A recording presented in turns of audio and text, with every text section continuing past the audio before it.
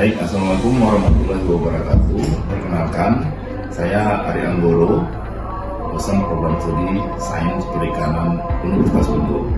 Khususan yang saya miliki pada program studi Sains Perikanan pada bidang pemetaan sumber daya kelautan dan perikanan di Universitas Bengkulu.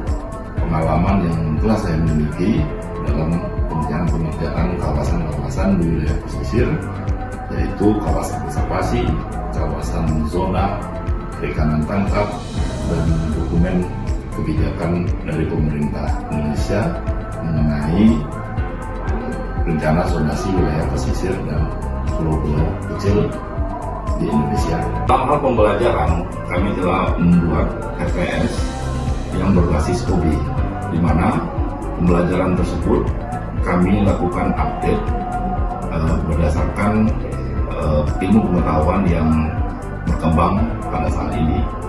Dan di dalam penelitian juga kami telah melakukan publikasi baik di jurnal nasional dan internasional mengenai bidang pemetaan dan penginderaan jauh di wilayah pesisir di Indonesia.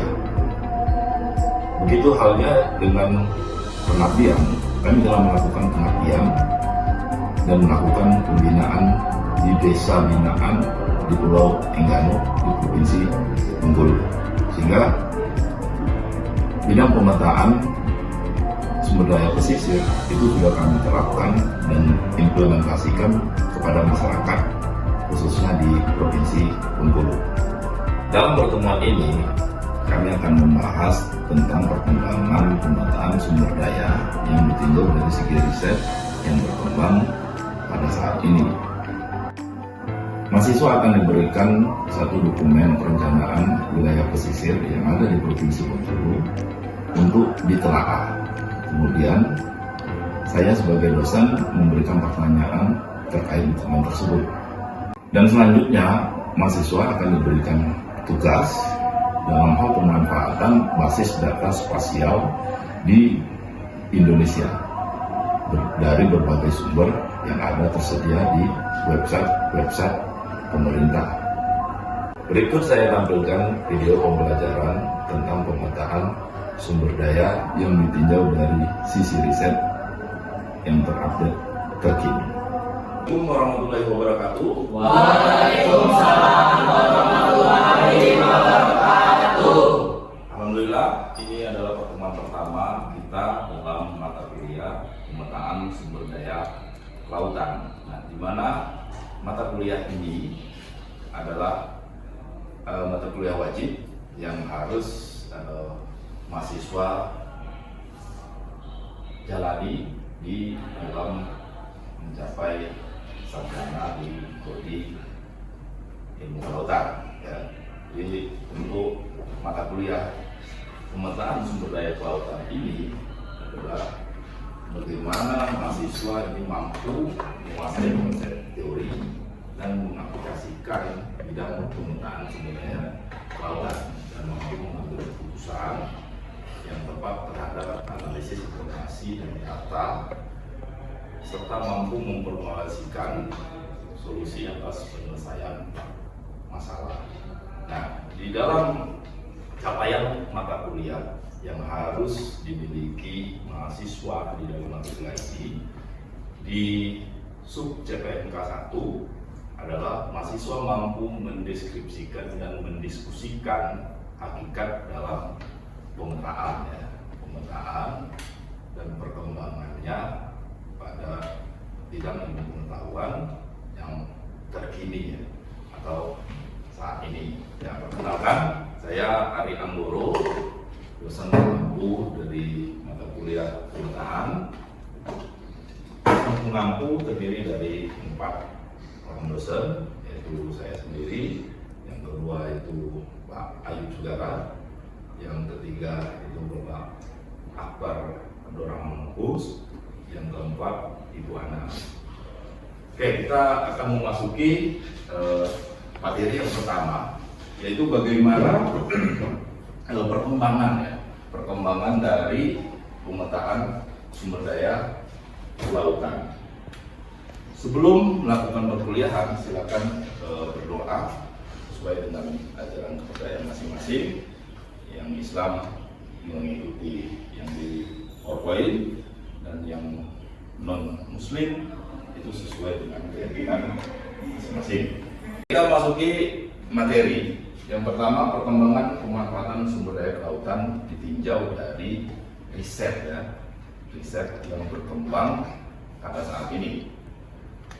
Artinya di bidang pemetaan itu sudah mengalami perkembangan karena ada perkembangan dari berupa teknologi, metode-metode dalam analisisnya, dan meningkatnya kesadaran akan perlunya, ya, dalam pengelolaan wilayah laut yang komprehensif. Nah, di dalam pemetaan kita mengenal di dunia pemetaan namanya MSP. Apa itu MSP? Oke, bahasa Indonesianya adalah perencanaan ruang laut. Nah, dengan hadirnya Undang-Undang 27 tahun 2007, Junto 1 2014, pemerintah melalui regulasi itu sudah menetapkan undang-undang wilayah pesisir. Nah, dalam penerapan di bidang ilmu pengetahuan ini dikenal dengan MSP. Jadi secara global lebih dari 75 negara yang sudah menerapkannya. Nah, kalau di Indonesia kita mengenalnya ada RT/RW, rencana tata ruang wilayah, ada RZBP, rencana zonasi wilayah pesisir dan pulau-pulau kecil. Seperti itu. Dunia dan Indonesia sudah menerapkannya, ya. Nah, kenapa laut itu butuh diatur atau ruang itu butuh dikelola? Karena supaya tidak terjadi konflik, ya, konflik yang bisa menimbulkan berbagai macam dampak yang ada di masyarakat. Pertama apa? Konflik ekologis. Artinya ekosistem butuh ruang, ya kan? Manusia butuh ruang, pembangunan untuk ekonomi, pembangunan infrastruktur dan lain sebagainya. Tetapi jika tidak memperhatikan secara ekologis, 3 ekosistem kelautan itu akan terancam, ya. Apa ekosistem kelautan? Ekosistem pesisir kita akan terancam. Oke, ada mangrove, Terumbu karang, padang lamun. Ya, itu secara ekologis pembangunan yang ada di wilayah pesisir itu akan mempengaruhi ekosistem yang ada di dalamnya. Yang kedua apa? Konflik sosial. Yang terjadi apa? Ketika konflik sosial, negara tidak hadir dalam mengatur, mengelola di setiap pemanfaatan ruangnya, itu akan menjadi masalah berkelanjutan. Contohnya apa? Pemanfaatan wilayah laut untuk penangkapan ikan antara nelayan troll dan nelayan tradisional. Benar tidak? Sampai sekarang masih terjadi. Apalagi wilayah konservasi. Wilayah konservasi menjadi hajat hidup masyarakat banyak dalam mencari ikan, ya, melakukan penangkapan ikan, memanfaatkan ekosistem untuk menafkahi hidupnya, terganggu dengan wilayah aktivitas apakah itu pelabuhan dan lain sebagainya. Sehingga ketika itu tidak diatur akan menyebabkan konflik sosial, ya. Yang ketiga apa? Konflik ekonomi, ya.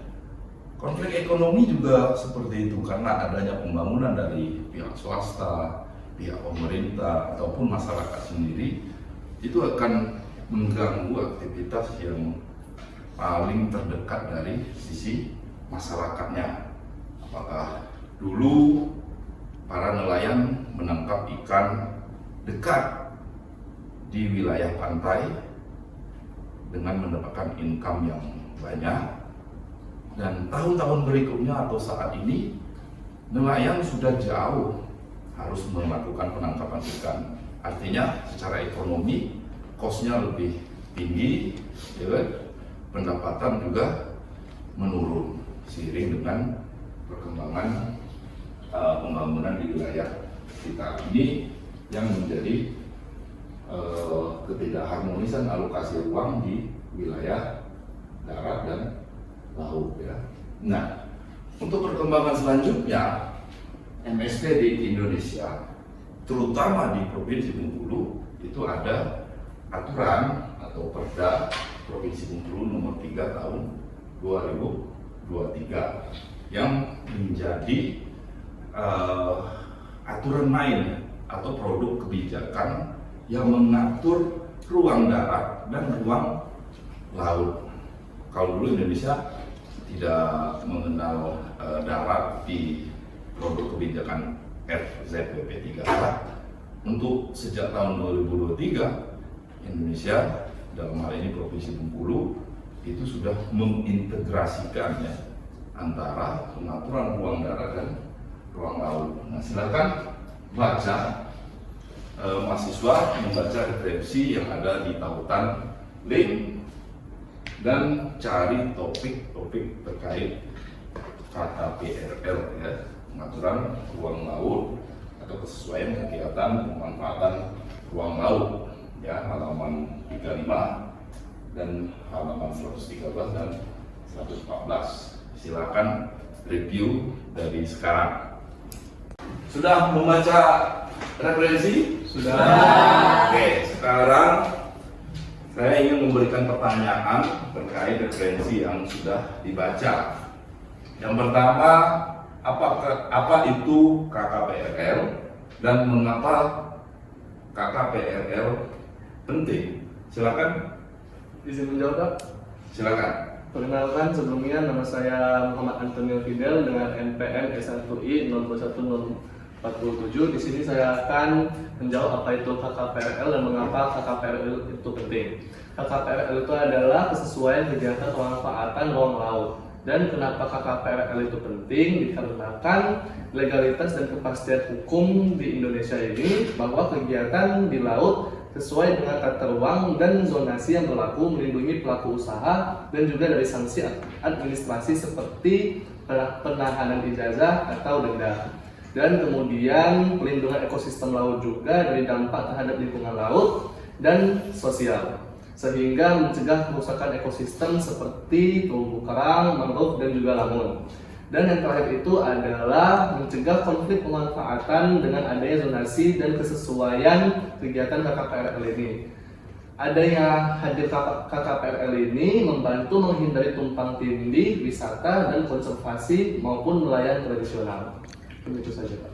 Ya, terima kasih. Beri aplaus. Jawabannya sangat baik.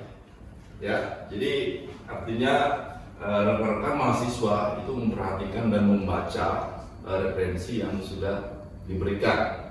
Yang kedua, zona apa saja yang diatur pada KKPRL di Provinsi Bengkulu? Silakan. Siapa? Ya, silakan. Perkenalkan, nama saya Frederico Immanuel dengan MPM S1I 021041. Bisa menjawab, dan apa saja yang diatur pada KKPRL di Provinsi Bengkulu itu seperti zona pemukiman, zona perikanan, zona pariwisata, dan juga zona pelabuhan. Oke. Ya, terima kasih. Beri aplaus.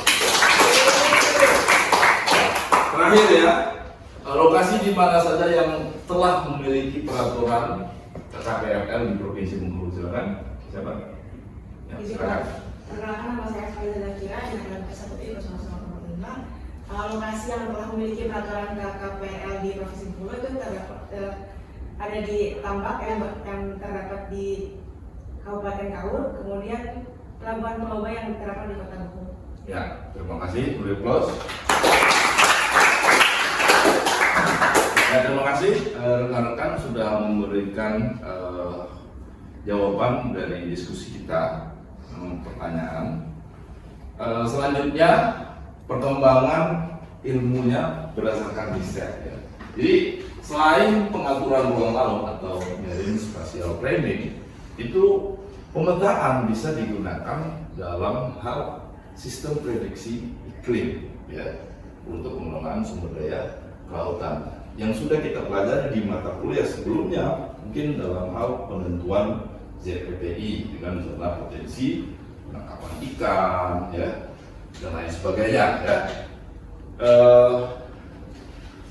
Termasuk di dalam Tomasi ya, et al. Dalam memetakan sistem prediksi iklim untuk sumber daya kelautan. Selanjutnya integrasi data ekologi untuk konservasi. Nah, ini baik secara nasional, regional ataupun di daerah itu sudah melakukan dari sisi kebijakan. Misal di nasional ada istilah dikenal dengan zona kawasan konservasi nasional KKN gitu ya. Di lokal atau di region provinsi ada kawasan konservasi daerah dan lain sebagainya ya. Itu secara global kita bisa melihat Global Biodiversity Protection Facility itu linknya tertaruh di dalam PowerPoint yang saya berikan, dan untuk terumbu karang dunia juga ada di dalam slide-nya. Berikutnya pembelajaran mesin learning ya. Mesin learning dan analisis data ya, atau penerapan kecerdasan buatan ya. Kecerdasan buatan, pembelajaran mesin terutama pada sistem deep learning ya. Itu sangat penting untuk analisis volume data laut yang sangat besar, karena laut dinamis, semuanya terhubung dari samudra, laut, Pasifik, India itu semua terhubung, sehingga volume data sangat besar. Dan untuk mengatasi kompleks dalam ilmu kelautan dan pengelolaan sumber daya kelautan dibutuhkan integrasi ya dalam pengelolaan datanya. Selanjutnya teknologi akustik dan penginderaan jauh ya.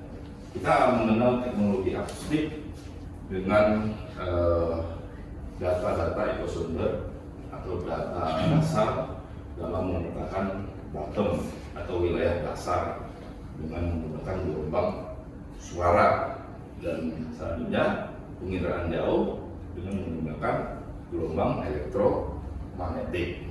Jadi perkembangan ilmu, inovasi, teknologi itu semakin pesat dengan peningkatan teknologi pada saat ini, dan pengembangan analisis atau metode yang dikembangkan juga mengalami peningkatan. Apa yang dicapai adalah akurasi. Berapa akurasi yang kita inginkan? Contoh dari sisi teknologi akustik itu mendapatkan akurasi sekitar 93%, dan di penginderaan jauh juga menggunakan drone yang sudah biasa digunakan untuk survei, pemetaan, membuat video dan lain sebagainya. Dan drone itu bisa dilengkapi dengan sensor-sensor multispektral dan dengan resolusi spasial yang sangat tinggi ya. Selanjutnya metode analisis citra atau analisis dari data itu menggunakan metode dari OPIA, analisis citra berbasis objek ya. Untuk referensinya sudah saya cantumkan di dalam PowerPoint-nya. Contoh berikutnya ini ya, di teknologi akustik kelautan untuk memanfaatkan multi-beam ekosonder. Jadi sangat jelas penampakan di dasar laut untuk bisa dipetakan ya. Objeknya juga sangat tampak. Teknologi penginderaan jauh juga seperti itu, menggunakan UAV, kamera bawah air, bisa membuat bentik habitat atau habitat di wilayah dasar divisualisasikan dalam bentuk 3 dimensi seperti itu, dan mendapatkan akurasi yang sangat tinggi dengan metode OPIA-nya. Di Indonesia, aplikasi pemanfaatan basis data spasial itu sudah banyak tersedia, sehingga rekan-rekan mahasiswa bisa memanfaatkan basis data tersebut untuk berbagai keperluan, misal dari BIG, BMKG, KLHK, BNPB, ESDM, dan data terumbu karang yang Allen Coral Atlas ya. Linknya sudah ada di PowerPoint kita. Dan terakhir, saya ingin memberikan satu tugas pada mahasiswa untuk memperkaya ilmu, mencari referensi, menambah wawasan dari materi yang saya sampaikan. Bagaimana? Oke tugasnya? Oke. Oke, yang pertama bentuk kelompok dengan 3 orang. Selanjutnya membuat video presentasi 7-10 menit dan dikumpulkan melalui tautan yang ada di PowerPoint. Publikasikan ke YouTube ya. Temanya berdasarkan studi kasus pemanfaatan basis data spasial yang ada di dalam link pemerintah Indonesia, BIG, BNPB, KLHK, BMKG, SDM, dan Coral ya. Itu tugasnya, bisa dipahami? Selanjutnya presentasi ya. Jadi di dalam tugas video itu, jadi harus menjelaskan yang pertama informasi umum, ya, judul, anggota kelompok, nama, terus foto. Slide berikutnya informasi khusus, ya, latar belakang, fitur, fungsi dan fitur, dan komponen utama basis data spasial yang ingin ditampilkan. Yang ketiga itu hasil, ya, informasi yang bisa diunduh dari website tadi bisa ditampilkan untuk data atau grafik jika data mampu diolah lagi, gitu ya. Yang slide berikutnya pertanyaan. Buatlah 3 pertanyaan ya yang muncul dalam diskusi setelah mempelajari dari website. Pertanyaan semakin kritis yang akan mendapatkan nilai tinggi. Ya. Mau nilai tinggi? Mau. Yang kelima itu slide ide. Ya. Buat 3 usulan ide terkait pemanfaatan basis data untuk pengolahan SDK sumber daya kelautan di Provinsi Bengkulu. Jadi mahasiswa bisa beride, berkontribusi untuk kemajuan dari Provinsi Bengkulu, seperti itu ya. Konsepnya adalah smart, ya, spesifik, bisa diukur, achievable, rasional, dan timeable ya. Yang terakhir refleksi.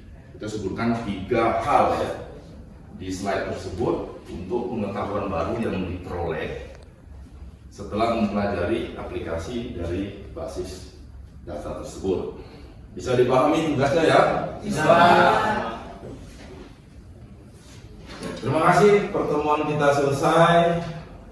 Semoga tugas yang diberikan bisa menambah wawasan, ilmu yang bermanfaat, dan menambah khasanah ilmu di kalangan mahasiswa. Ya, silakan bekerja dalam kelompok. Terima kasih. Semoga perkuliahan kita bermanfaat. Wassalamualaikum warahmatullahi wabarakatuh. Waalaikumsalam.